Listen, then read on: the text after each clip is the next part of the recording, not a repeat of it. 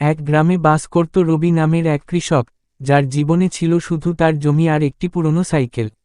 মানুষ তাকে একটু ধীর আর উদাস প্রকৃতির বলতো, কারণ সে কথা কম বলতো আর সব সময় গম্ভীর হয়ে থাকত। তবে গ্রামের সবাই জানত, রবি ছিল একজন সৎ, নির্ভরযোগ্য আর পরিশ্রমী মানুষ। রবির স্ত্রী মারা গিয়েছিল অনেক আগে, আর তার কোনো সন্তান ছিল না। সে একা একা জমি চাষ করত, বাজারে যেত, আবার সন্ধ্যায় ফিরে এসে নিজের রান্না করত। কারো উপর নির্ভর না করে সে নিজের মতো করে জীবন কাটিয়ে দিত। তবে একদিন তার সেই নীরব, একঘেয়ে জীবনে এল এক চমক।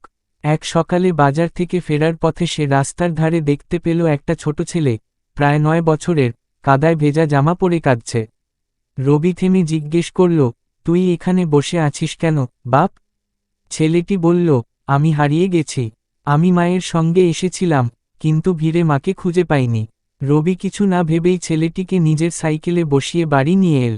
গ্রামের সবাই বলল, রবি তো ভাবুক মানুষ, সে কেন একটা ছেলেকে নিয়ে আসবে? কিন্তু রবি তাতে পাত্তা দিল না।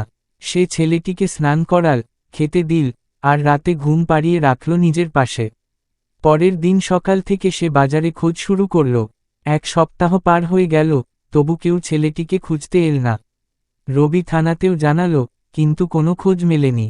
এইভাবে রবি আর ছেলেটি, নাম রাখা হলো বিকু, একসঙ্গে বসবাস শুরু করল। বিকু ধীরে ধীরে রবির জীবনের খালি জায়গাগুলো পূরণ করতে লাগল। সে সকালে উঠে রবি দাদুকে জড়িয়ে ধরত, তার জন্য খাবার রেখে দিত, মাঝে মাঝে মাঠে গিয়ে হাল ধরা দেখত। রবি জীবনে প্রথমবার হাসছিল, কথা বলছিল, গান গাইছিল। গ্রামের লোকেরা অবাক হয়ে বলতো, রবি তো আবার বেঁচে উঠেছে। তবে হঠাৎ একদিন বিকু স্কুল থেকে ফেরার সময় বাজারে এক মহিলা তাকে দেখে চিৎকার করে বলে উঠল, এটাই আমার ছেলে। ও হারিয়ে গিয়েছিল। সেই মা ছেলেকে ফিরে পাওয়ার পর কাঁদতে কাঁদতে রবি পায়ে পড়ে বলল, আপনি আমার ছেলেকে নতুন জীবন দিয়েছেন, আমি কৃতজ্ঞ। ছেলেটি মায়ের সঙ্গে যেতে রাজি হয়নি। সে বলল, আমি তো এখানেই থাকি, আমি রবি দাদুর ছেলে।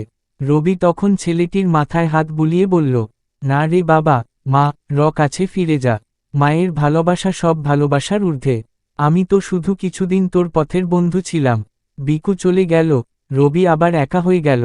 কিন্তু এবার তার সেই একা থাকা আগের মতো ছিল না। সে জানত, তার জীবনে কেউ এসেছিল, এবং তাকে শিখিয়ে দিয়ে গেছে, ভালোবাসা মানে শুধু রাখা নয়, ছেড়ে দিতেও জানতে হয়।